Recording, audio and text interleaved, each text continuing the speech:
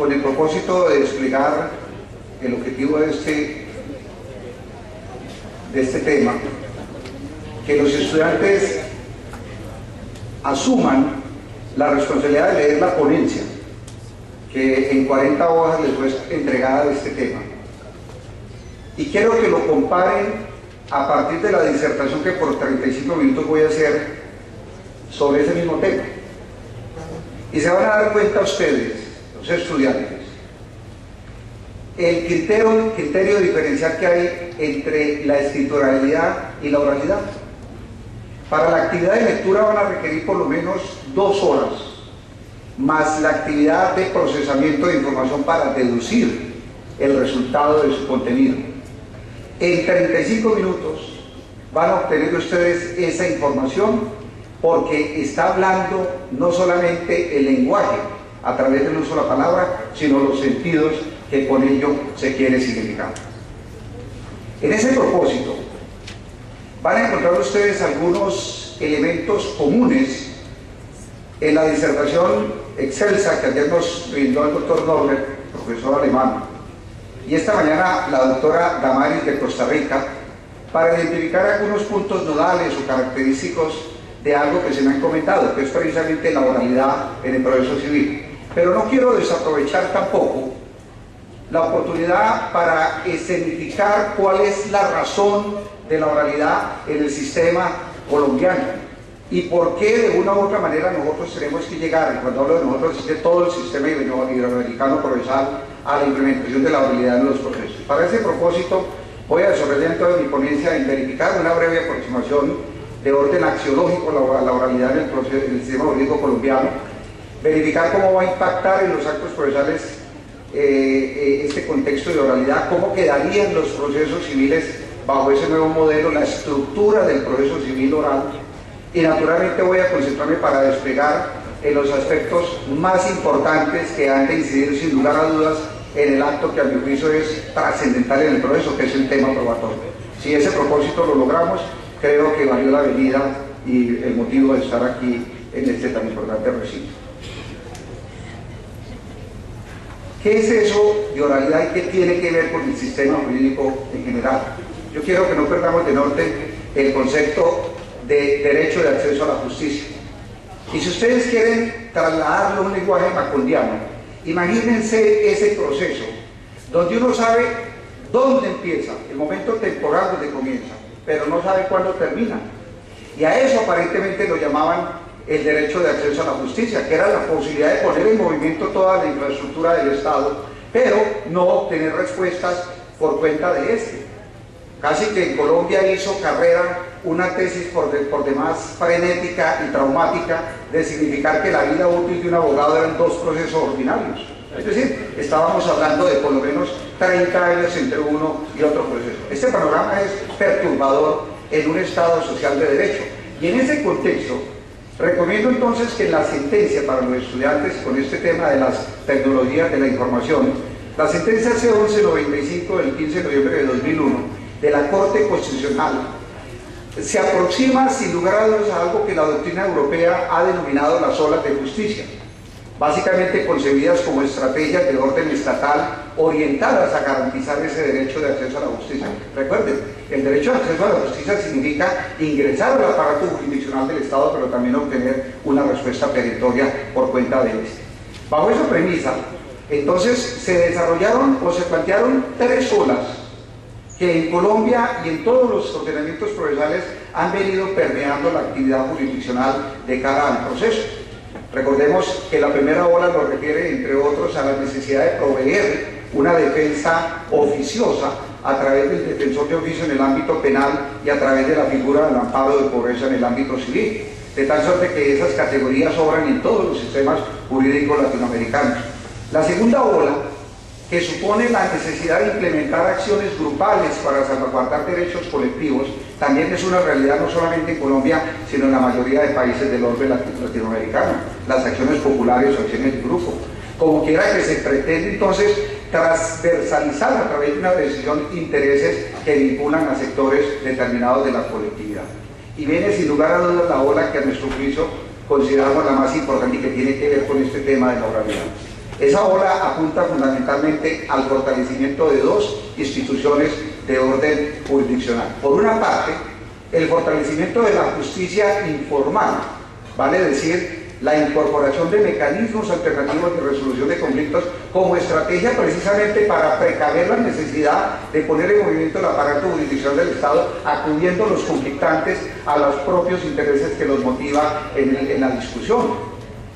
Colombia avanzó de manera significativa a tal punto que se convirtió en un requisito de procedibilidad para el ejercicio del derecho de acción. Si ustedes revisan el problema jurídico que se plantea en esa jurisprudencia, yace precisamente la idea de asumir que se vulnera el derecho de acceso a la justicia cuando se exige el cumplimiento de ese requisito de la procedibilidad, y la Corte fue enfática en señalar que no lo es. Y por otra parte, se expresa esa tercera ola en la necesidad de adoptar procedimientos expeditos, categoría que es fundamental como quiera, que busca romper ese paradigma macoleano de los procesos de larga duración.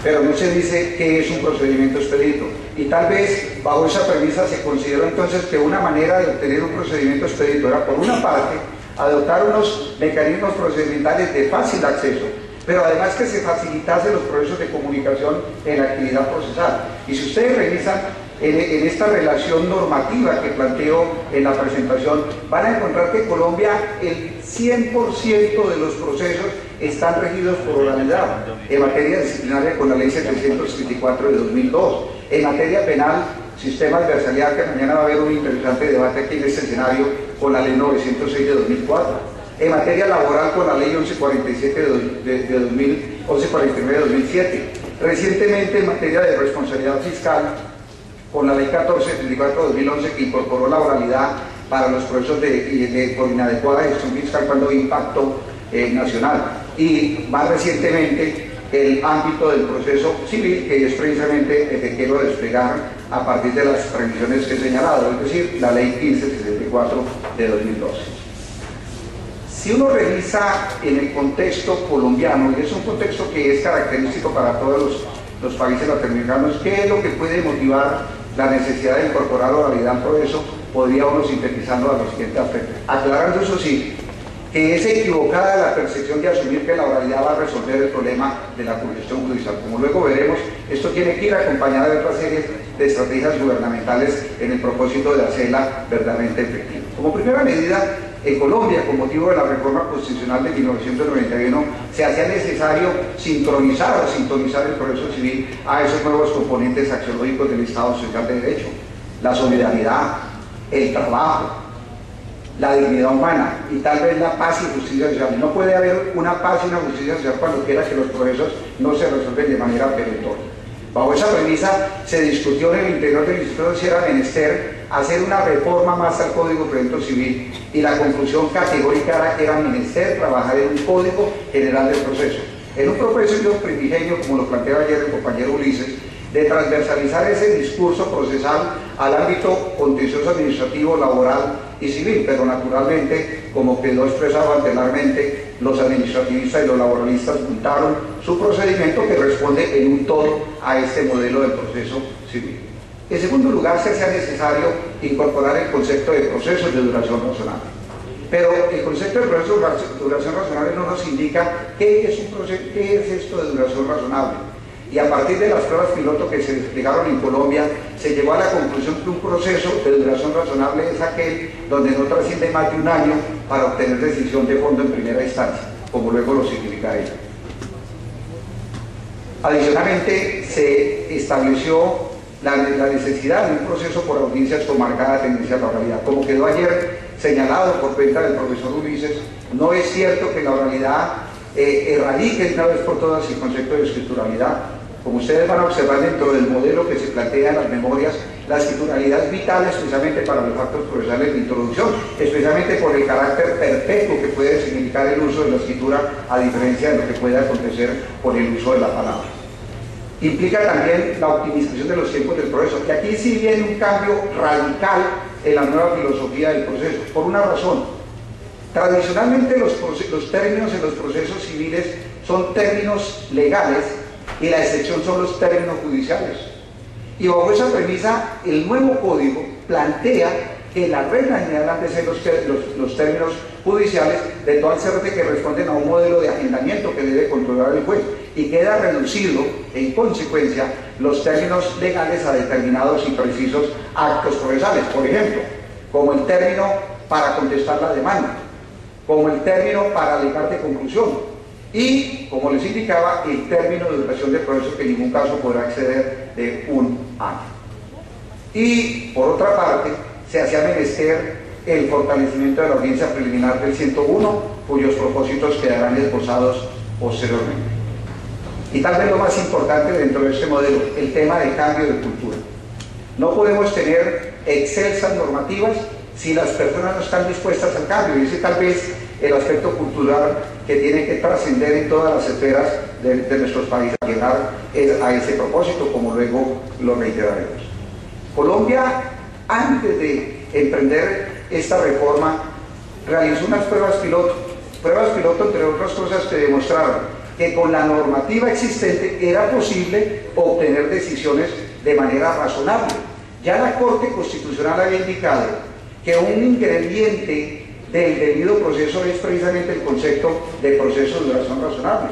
Y la Corte había ratificado en una sentencia de constitucionalidad, la C-713 de 2008, había significado que la oralidad es sin lugar a dudas el mecanismo por excelencia que puede hacer efectivo ese concepto de proceso de duración razonable. Esos acuerdos, entre otros, enlistados en este decálogo de posibilidades, lo que básicamente incorporó fue juzgados piloto para la implementación de la oralidad. Y esos juzgados piloto demostraron desde el punto de vista estadístico situaciones como estas. Por ejemplo, en el ámbito civil, procesos que tradicionalmente tardaban 8 años para resolverse en primera instancia, se resolvieron por prueba piloto en 5 meses, 6 días. Procesos laborales que tardaban por lo menos 6 años en fallarse en primera instancia, se demostró por pruebas piloto que se fallan en 4 meses. Lo que significa entonces que la figura per se resulta idónea sin necesidad de incorporar nuevas normativas, porque básicamente lo que hizo el acuerdo 4718 de marzo 27 de 2008 fue señalar que la oralidad se iba a manejar con el mismo criterio previsto en el artículo 101, lo que significa entonces que no era necesario una reforma de tal magnitud para ese propósito. Ahora, el otro gran problema de los procesos civiles en Colombia era la cantidad de actuaciones que generaban ese tipo de impacto. Yo siempre lo he dicho que una manera de asustar a los estudiantes del preparatorio era mostrarles este cuadro. Eso es un cuadro, como decía el anterior expositor, diabólico, porque es un cuadro que ofrece muchas probabilidades, lo que no acontece en el proceso civil. El proceso penal, solamente nos ofrece un esquema procesal donde todos los asuntos llegan a su desarrollo, un proceso normal, estandarizado. Pues si ustedes revisan ese modelo, lo primero que se emprende en las deliberaciones del instituto fue la necesidad de atacar los dos procesos más coyunturales que teníamos, que era el proceso ordinario y el proceso abreviado. Por eso la lapidaria frase aquella de la vida útil de un abogado. ¿Y qué se consideró? Nosotros ya teníamos procesos verbales. De la reforma del 70 y del 89 ya traíamos un proceso verbal que infortunadamente por las malas prácticas se satanizó de igual manera. Y bajo esa premisa, la primera medida de orden operativo que se adopta con una ley transicional, que es la ley 1395-2010, es acabar precisamente con los procesos ordinarios y abreviados. Y si eso se logra, pues entonces miren cómo quedaría a la luz del nuevo esquema los procesos declarativos generales. Suprimimos los ordinarios y los abreviados y vamos a manejar un proceso tipo, o lo que nosotros denominamos en la doctrina procesal como un proceso residual. Es decir, un esquema procesal al que van a llegar todos aquellos asuntos que no tengan previsto un trámite especial. Y aquí es donde está la riqueza de la propuesta, porque ese proceso tipo residual es precisamente del que nos han hablado los otros expositores, donde el modelo procesal básicamente está orientado al despliegue de toda la actividad procesal en 2 audiencias, que el código le da una significación, una nomenclatura específica y con unas actividades particulares y concretas. Lo otro que observan ustedes en esta presentación es que se incorpora el proceso monitorio como un declarativo especial al que aludía ayer el profesor Ulises de igual manera, y que incorpora sin lugar a dudas una institución que es novedosísima y que, como plantea el maestro Edo Parra en sus conferencias, va a ser efectivo el derecho de acceso a la justicia para aquellas personas que sin tener título ejecutivo requieren el acompañamiento del aparato jurisdiccional del Estado para hacer efectivo esas obligaciones de orden natural. Revisan también en esta otra presentación que los procesos ejecutivos se reducen a un solo esquema procesal. Ya no vamos a hablar de procesos ejecutivos singulares, ni de procesos ejecutivos hipotecarios, ni de procesos ejecutivos de jurisdicción por jurisdicción coactiva. Un solo esquema tipo que va a presentar una particularidad, y es que cuando quiera que el demandado se oponga al mandamiento ejecutivo y al contenido mismo del título ejecutivo, pues básicamente está controvirtiendo el derecho cierto e indiscutible que se quiere hacer efectivo, y por tanto se transforma el proceso ejecutivo de obligación clara, cierta e indiscutible en un proceso declarativo, es decir, que nos remite de manera inmediata al esquema tipo del proceso verbal. Y se incluyen unas nuevas categorías, que es el proceso de insolvencia de persona natural no comercial. Con este modelo, lo que queremos entonces es, por un lado, optimizar la estructura del proceso, de tal suerte que este proceso tipo verbal sea la constante en la actividad jurisdiccional. Eso impone, entre otras cosas, que la teoría tradicional de los actos procesales que nosotros hemos venido manejando cambie de manera significativa. ¿Por qué? Por una poquísima razón. No es lo mismo un acto procesal permeado por escrituralidad a un acto procesal donde la regla general va a ser naturalmente el uso de la escritura. Por eso, de manera desprevenida, yo he posicionado algunas de esas conectores para significar, entre otras cosas, algo que es muy importante. Esta actividad procesal va a estar regida por un principio que transversaliza todo el proceso, que es el principio de la flexibilidad. El principio de la flexibilidad, que entre otras cosas va a permitir aspectos, por ejemplo, de que el juez pueda adoptar sentencia en la primera audiencia y que no tenga que agotar la segunda, y eso supone necesariamente un cambio de cultura. Bajo esta premisa, entonces, ¿qué aspectos novedosos tendríamos? Primero, actos procesales de introducción. Se conserva la escritura en toda su extensión, con algunas precisas incorporaciones respecto a los requisitos de la demanda. Por ejemplo, la necesidad de estimar razonadamente el monto de los perjuicios cuando se trata de indemnización de estos a través de la figura del juramento estimatorio. Segundo, los actos procesales de decisión, que tal vez constituyen un cambio radical en su estructura. Al dejar de ser escritos, se impone entonces la necesidad de que el juez los adopte en el desarrollo mismo de la audiencia. Y eso supone correlativamente también un cambio radical en la forma de comunicarse. Por eso el Código General del Proceso acaba con la notificación por edicto, porque la notificación que era residual en el sistema procesal civil actual pasa a ser la regla general, que es la notificación por estrados. Y eso lleva también correlativamente un aspecto que es muy importante, y es la posición que deben asumir las partes del proceso. Nosotros hemos dicho que en un modelo de esta naturaleza, los abogados van a tener que llegar con dos tipos de información al proceso. ¿Qué pasa si la decisión me es favorable y qué pasa si la decisión me es desfavorable? ¿Por qué? Porque la argumentación del recurso tiene que darse una vez proferido porque reitero, la notificación por excelencia va a ser la de estrados, significa que la sustentación tiene que darse en el desarrollo mismo de la diligencia. Obviamente que para lograr esa estructura de proceso tipo se hace menester la incorporación de unos principios rectores, muchos de ellos que forman parte de la principalística procesal, pero que de alguna u otra manera hayan perdido su verdadera significación. Por ejemplo, el proceso, los principios de inmediación, concentración, contradicción y oralidad, parece que estaban incorporados en la estructura misma del proceso, eran ineficaces.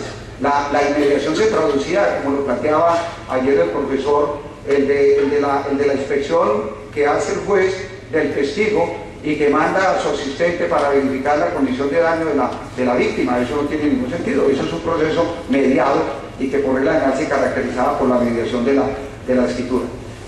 Novedad de esta propuesta: se incorpora en el artículo 14 del debido proceso algo que la jurisprudencia colombiana y que la doctrina internacional ha denominado como la regla constitucional de exclusión de prueba ilícita, como un elemento o ingrediente determinante en la principalística procesal. Ahora bien, respecto a las reglas generales del procedimiento tenemos las siguientes novedades.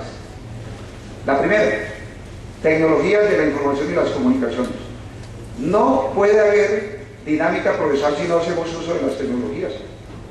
Si al momento de darse inicio a la audiencia no se cuenta con la infraestructura tecnológica para ese propósito, no puede haber oralidad.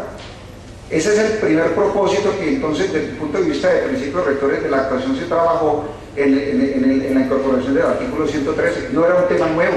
En Colombia, desde el año 99, con la ley 527, venían trabajando con la ley de comercio electrónico, pero infortunadamente no había logrado lograr su materialización en la práctica por razones de orden de propuesta, entre otras cosas gubernamentales, en punto de propiciar y masificar el uso de la Internet. Ustedes encuentran un aspecto muy novedoso en la normativa procesal, y es la posibilidad, por ejemplo, de comunicar cierto tipo de actuaciones por vía de correos electrónicos. Hoy en día, lo decía la doctora María Cristina, la generación que viene y que va a ser usuaria de este servicio es la generación de las comunicaciones, donde podemos perfectamente estar adaptados a esas nuevas tecnologías mientras nosotros nos aprendemos los manuales para que aprendan a funcionar.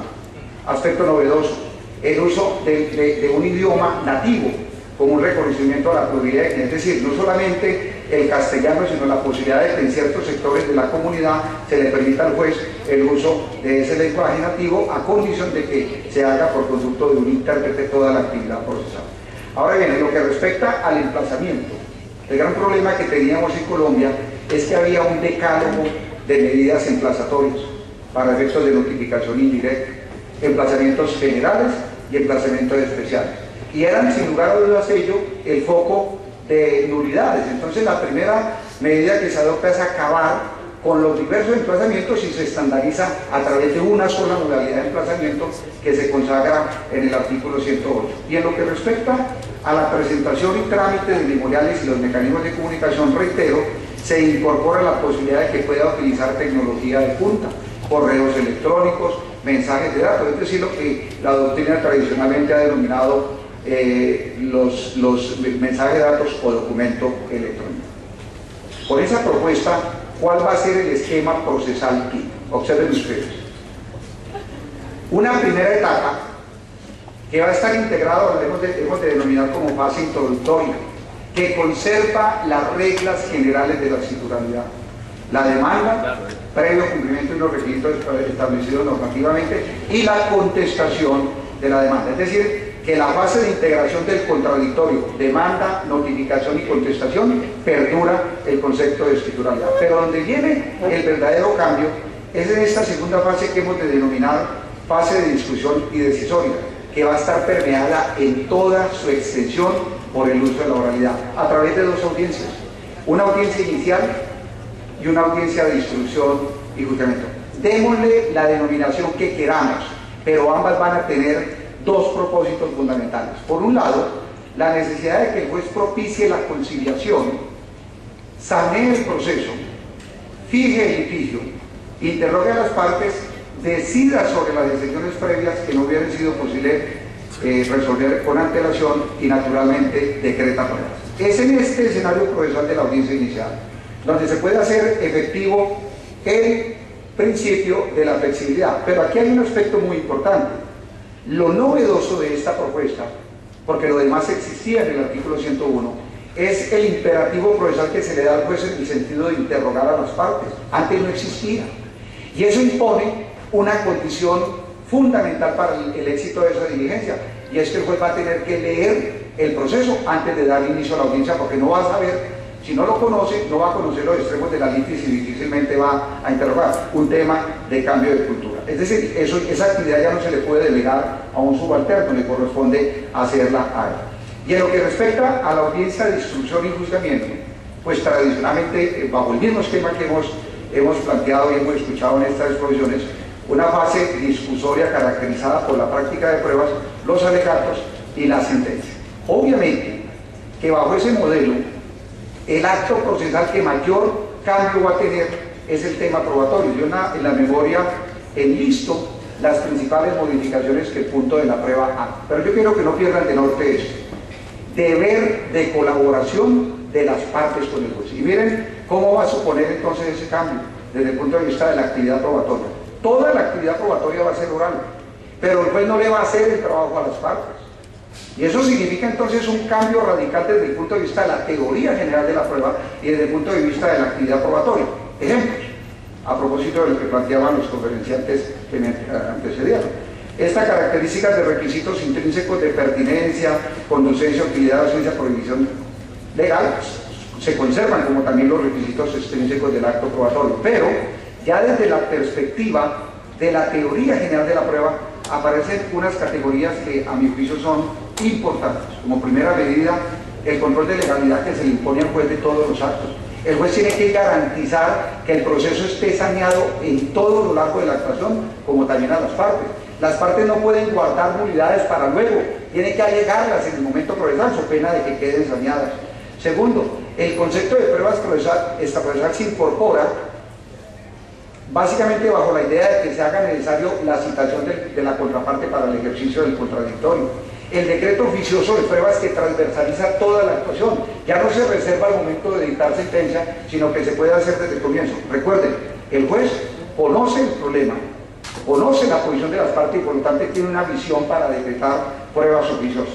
Como les decía, la incorporación de regla de descripción de prueba ilícita, y a propósito de lo que se planteaba en punto de carga de la prueba, se hace necesario la incorporación del concepto de carga dinámica de la prueba. Y aquí aprovecho entonces para hacer un paréntesis.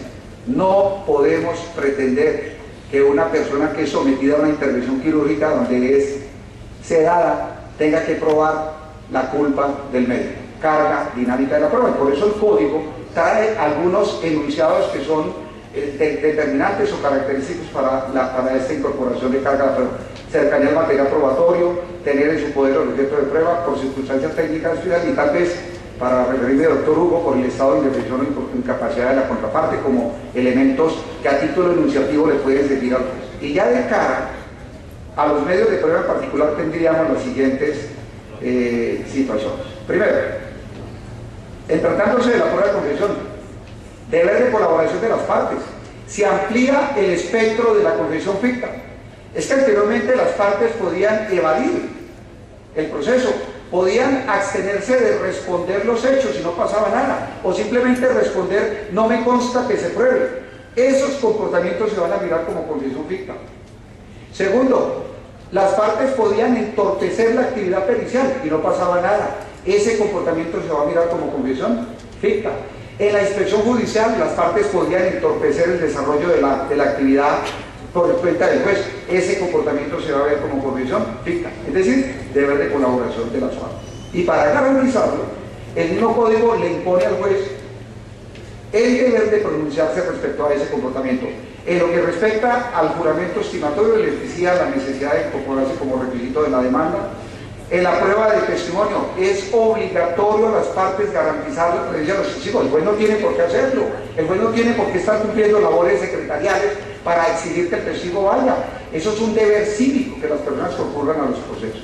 En lo que respecta al peritazgo, me parece que hay un cambio trascendental porque retomamos el modelo del sistema acusatorio, que es el concepto de dictamen de parte, y es la posibilidad de que las partes puedan presentar el dictamen y con ello se acaba con el socorrido problema de los auxiliares de la justicia que tienden a demorar sus dictámenes y a veces dictámenes que ni siquiera son elaborados por ellos. Y en lo que respecta a la inspección judicial, tecnologías de la información y las comunicaciones, no podemos sacar al juez del estrado judicial, y no lo podemos sacar porque además va a estar tocado y difícilmente le va a quedar pues fácil el desplazamiento a otro entorno. Y ya en lo que respecta a los indicios, como les decía, hay un cambio en la nueva cultura del proceso. El deber de colaboración de las partes deja de ser un indicio grave y se puede convertir en una confesión ficta de cara a los hechos denunciados en la demanda o en la contestación. Y en lo que respecta a la prueba documental, algo que hacía falta en el país, que era hacer efectivo la presunción de autenticidad en documentos privados. Se acaba el problema de las autenticaciones, se acaba el problema de tener que estar acreditando y haciendo notas de presentación personal, porque para ello existe el incidente de taxa de falsedad, y se incorpora por último el concepto de prueba por informe. Yo les quiero agradecer enormemente la atención, reitero a todos y cada uno de ustedes la complacencia que me produce tenerlos en este escenario y espero próximamente